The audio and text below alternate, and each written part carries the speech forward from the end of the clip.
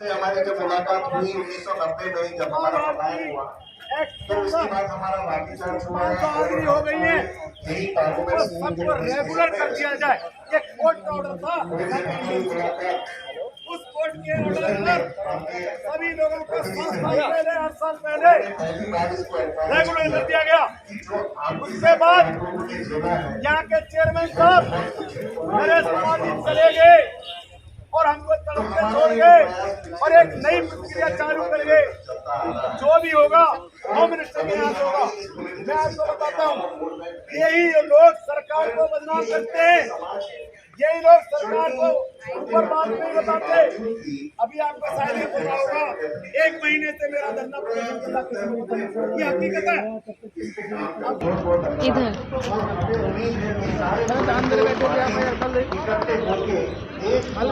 मैं हूँ नई दिल्ली के जंतर मंतर पर, और जंतर मंतर पर एनडीएमसी कर्मचारी यानी कि आरएमआर कर्मचारियों का लगातार धरना प्रदर्शन चल रहा है। आज इनका दूसरा दिन है नई दिल्ली के जंतर मंतर पर धरना करने का। आइए जानते हैं क्या स्थिति है, क्या इनके अधिकारी यहाँ तक कि चेयरमैन से क्या आश्वासन आया अभी तक। आपका नाम? मैडम मेरा नाम शिवेंद्र सिंह, मैं फायर डिपार्टमेंट से हूँ और कमांड कंट्रोल सेंटर में आजकल ड्यूटी करता हूँ स्मार्ट सिटी के अंदर। हमारा दिसंबर में 13 दिन तक धरना चला और 1 फरवरी से हमारा कंटिन्यू चल रहा है। कल हमारा क्या हुआ कि पार्क होटल की तरफ से दबाव आने के कारण चेयरमैन साहब ने पूरी फोर्स बुला करके हम लोगों को यहाँ धकेल दिया और दरवाज़ों पे मोटे मोटे ताले लगा दिए, जिस तरीके से हम कोई आतंकवादी हैं या कोई क्रिमिनल है। हमें कर्मचारी होने के बाद अपने ही ऑफिस में जाने की अंदर इजाज़त नहीं है। ये हमारी जो हड़ताल चल रही है, हड़ताल अगर आपको पता होगा, हड़ताल अपने परिसर में आप कर सकते हो, लेकिन हमें अंदर घुसने तक नहीं दिया जा रहा। मैं आपका ध्यान कुछ चीज़ों के ऊपर दिलाना चाहता हूँ। ये हमारा एनडीएमसी का एक्ट है जो 1994 का है, जिसके अंतर्गत ए क्लास, बी क्लास और सी क्लास कैटेगरी को परमानेंट करने का अधिकार चेयरमैन साहब के पास होता है, प्लस डी ग्रुप को परमानेंट करने का अधिकार सेक्रेटरी मैडम को होता है, या सेक्रेटरी पद पे जो भी बैठा हो उस वक्त उसको होता है। अब ए ग्रुप को तो, डॉक्टर को तो परमानेंट इन्होंने कर दिया यहीं से, लेकिन हमारे लिए कहा जाता है कि होम मिनिस्ट्री में फाइल है, जबकि सभी जानते हैं कि ए ग्रुप को कर दिया। हाँ जी मैम, डॉक्टर को किया। अगर देखा जाए तो ए ग्रुप यूपीएससी के थ्रू होना चाहिए। अगर ये हमें डी ग्रुप के लिए बोल रहे हैं कि होम मिनिस्ट्री, तो ए ग्रुप के लिए तो यूपीएससी है। यूपीएससी से क्यों पास आउट नहीं हुए? देते वहाँ पे एग्ज़ाम देते, मेरिट लेके आते, तब इनको परमानेंट करते। आप उनको डायरेक्ट कर रहे हो, यानी कि आप बड़े अधिकारी को और पावर दे रहे हो और छोटों का आप और शोषण करते जा रहे हो। जो आपका खून पसीना लगा करके इस एनडीएमसी को स्वच्छता में नंबर 1 बनाता है, वही करोनिया वॉरियर्स जिनका प्रधानमंत्री श्री नरेंद्र मोदी जी पैर धो करके स्वागत करते हैं, उनके साथ खाना खाते हैं, उन्हीं के भेजे हुए चेयरमैन, सेक्रेटरी और उन्हीं की पार्टी के 4 लोग, चाहे वो सतीश उपाध्याय जी हों, विशाखा सैलानी जी हों, चाहे वो चहल जी हों, वो प्रधानमंत्री जी की इमेज को पूरी तरीके से पतीला लगाने का काम कर रहे हैं इसी एनडीएमसी के लुटियन जोन के अंदर ही। तो हम तो ये कहते हैं कि भैया कौन सच्चा है, प्रधानमंत्री श्री नरेंद्र मोदी जी सच्चे हैं या उन्हीं की पार्टी के भेजे हुए तथाकथित, मैं छुट भैया नेता का यहाँ इस्तेमाल कर रहा हूँ क्योंकि उनकी सोच बहुत छोटी है। जहाँ प्रधानमंत्री जी एक बहुत बड़ी सोच को लेकर चल रहे हैं, उन्हीं के जो नेता है छुट भैया नेता। अब आप लोग क्या चाह रहे हैं? देखिए, हम ये चाहते हैं जो हमारा जो हक है वो हमें मिले। आज इतनी महंगाई के दौर में आप कैसे कर सकते हैं? आप लोगों ने मुख्यमंत्री जी के समक्ष रखी अपनी, क्योंकि कहीं ना कहीं विपक्ष भी तो है ना यहाँ पे दिल्ली में। मैडम आम आदमी पार्टी जी बिल्कुल, वो तो उठाएंगे ना आप लोग जी। मैं आपको बताना चाहता हूँ, नई दिल्ली के अंदर हमारी नई जो ये पालिका परिषद है, जो दिल्ली का सीएम होता है, वो ऑटोमेटिक एनडीएमसी का सुपर चेयरमैन होता है, यानी चेयरमैन से भी ऊपर। ऐसा नहीं है कि उनको नहीं पता। ये वही केजरीवाल जी हैं जो किसी का बिजली का मीटर कट जाता था तो बिजली का मीटर खुद जोड़ करके वहीं धरने पे बैठ जाते थे। आज कर्मचारी चीख रहा, चिल्ला रहा, पता उनको भी है। यानी कि आपको लग रहा है साठगांठ है दोनों पार्टियों की साठगांठ है क्या ये? बिल्कुल बीजेपी और आम आदमी पार्टी। बिल्कुल मैडम, ऐसा है, केजरीवाल जी को पहले राजनीति नहीं आती थी, अब वो पूरी तरीके से एक नेता बन चुके हैं, उनको राजनीति करनी आ चुकी है, इसीलिए तो वो यहाँ नहीं आ रहे हैं। उनके पास पावर है। अगर वो कहते हैं जी ये होम मिनिस्ट्री का मुद्दा है, कहते हैं ना एलजी के थ्रू होना है, वो तो कहते हैं हमारे पास पावर ही नहीं है, एलजी के पास कर दी है। मैडम जी एक चीज़ बताइए, आप माना कि एलजी के पास पावर है, आपके पास पावर ही नहीं है, अरे तो आप अपने ही कर्मचारी के साथ आकर के बैठ तो सकते हो। आप वही हो जो पूरे पूरे दिन धरना देते थे, और अन्ना हजारे के आंदोलन में आपने एक ही चीज़ बोली थी, वही मैं याद दिलाना चाहता हूँ उनको कि भैया पता नहीं इस कुर्सी में ऐसा क्या है, जो इस कुर्सी पे बैठता है वही बदल जाता है। तो आज वही बदल चुके हैं, आज वो एक नेता बन चुके हैं, ये सच्चाई है। सरकार से क्या लास्ट में देखिए हमारा ये कहना है, जो हमारे अधिकार हैं वो हमें दिए जाए, हमारी मांग कोई नाजायज़ नहीं है, हमारा आपको पक्का किया जाए? जी बिल्कुल हमारा राइट बनता है, ये हमारा कोई नाजायज़ ये चीज़ नहीं है जो हमारी हड़ताल चल रही है। अगर हम नाजायज़ हैं तो चेयरमैन साहब, सेक्रेटरी मैडम या हमारी होम मिनिस्ट्री हमें बोले कि आप नाजायज़ कर रहे हो, ये तो हमारा राइट है। ये तो एनडीएमसी का जो काउंसिल है उसके कानून के अंदर लिखा हुआ है। आप कानून को नहीं मानोगे काउंसिल के, आप देश के संविधान को नहीं मानोगे, आप अपनी चलाओगे। यहाँ तानाशाही चल रही है क्या? पहले लगता था ये लोकतंत्र है, लोकतंत्र का मतलब होता है लोगों के द्वारा पहले लोगों क्या के लगता लिए। था आपको? पहले जब आजादी से पहले गोरे थे, अब काले कर रहे हैं तानाशाही। मैडम जी पहले गोरों ने शासन किया, आज के टाइम पे काले शासन है, मतलब चमड़ी बदल गई है लेकिन कानून वही चल रहे हैं हर तरीके से।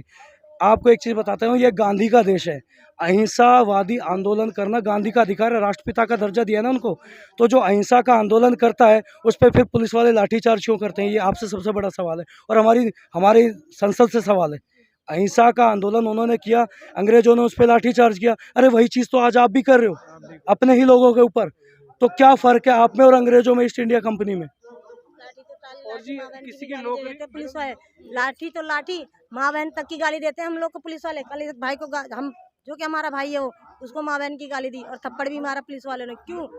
क्या गलती किया था? वो अपना हक ही तो मांग रहा था। एक चीज बताओ अपना कि हक नौकरी मांगना- खाने के लिए इनके पास कहाँ से उतनी पावर आ जाती है देने के लिए? तो आप लोग देते हो ना वो पावर। नहीं कहते सत्ता में तो आप लोग उठाते नहीं कहते हैं कि मेरे हाथ में ना पावर ही नहीं है तुम्हें नौकरी देने के लिए। ये तो प्रधानमंत्री जी एमएचओ पता हो। नहीं लास्ट कितने में क्या कहना चाहोगे? मैं अगर कहना पब्लिक चाहूंगा- आपको गद्दी पे बिठाती है तो उतारना भी जानते हैं। बिल्कुल मैडम उतार जी। रहे हैं। देखिए मैं एक चीज़ बताना चाहता हूँ, मीनाक्षी लेखी जी यहाँ की सांसद हैं, आज के डेट में वो राज्य मंत्री बन चुके हैं।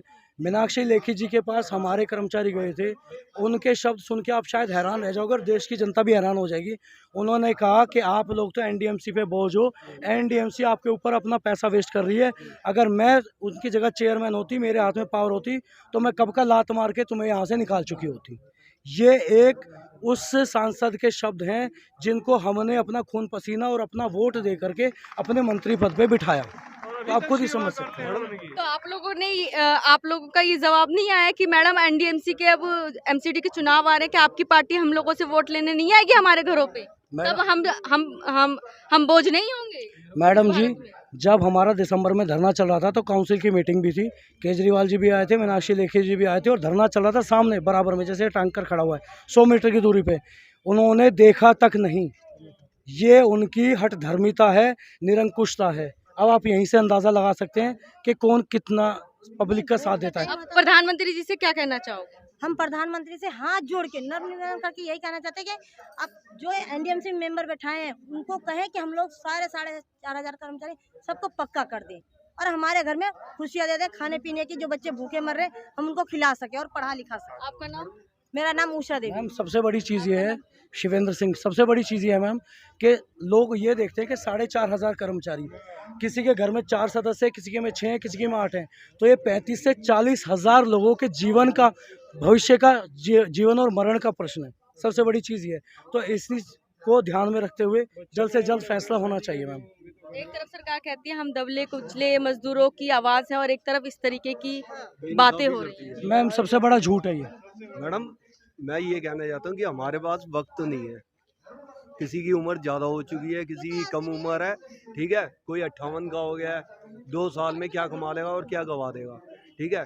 इसलिए हाथ जोड़ के विनती है प्रधानमंत्री जी से, मोदी जी से, कि हमें पक्का कर दिया जाए। बस एक छोटी सी हमारी वो है कि हमें ऑर्डर दे दिया जाए, जिसमें ये इतना बवाल खड़ा कर देते हैं कि पुलिस पीछे लगा दी, हमारे ऊपर प्रेशर बना दिया। 60 साल हमारी गलती नहीं है, हम तो कितने सालों से सेवा करते आ रहे हैं। अब हमारी उम्र भाइयों की जो भी रिटायर, उनको ऐसे रिटायर कर दे भाई, गलती किसकी है? हमारी एनडीएमसी की आप टाइम पे पक्का कर देते, वो अच्छे से रिटायर होते, अपना कुछ हक लेके रिटायर होते। हम अपने लिए नहीं मांग रहे, हम अपने बच्चों के लिए मांग रहे हैं, क्योंकि हमारी आप जिंदगी लोगों की ऐसी स्थिति हो गई जैसे कोल्हू का बैल होता है। सबसे बड़ी चीज़ ये है मैम कि 2004 के बाद पेंशन बंद कर दी गई और एनपीएस के अंतर्गत ला करके अगर आज एक कर्मचारी रिटायर होता है तो 3,000 रुपये, 4,000 रुपये, 5,000 रुपये पेंशन बनती है। आपको पता होगा, देखिए दूध सबके घरों में आता है, 52 रुपये से लेकर 54 रुपये किलो तक टोंड दूध हो चुका है। अगर एक हस्बैंड वाइफ भी हैं बुढ़ापे में तो क्या वो सिर्फ 1 किलो दूध ला करके दिन में 4 बार चाय पिए बस हो गई पेंशन ख़त्म? आप खुद समझदार है, खाएगा क्या, पिएगा क्या? कोई बालक बच्चा आ गया उसको देगा लेगा क्या? चोट फेट लग गई, बीमार हो गए तो जाएगा क्या, करेगा क्या? ये एक तरीके से अंधेर गर्दी है। जो पुरानी पेंशन व्यवस्था थी उसमें सरकार की तरफ से एक पैसा खर्च नहीं होता था, जो पीएफ में पैसा कटता था वही कर्मचारियों का ब्याज के रूप में दिया जाता था।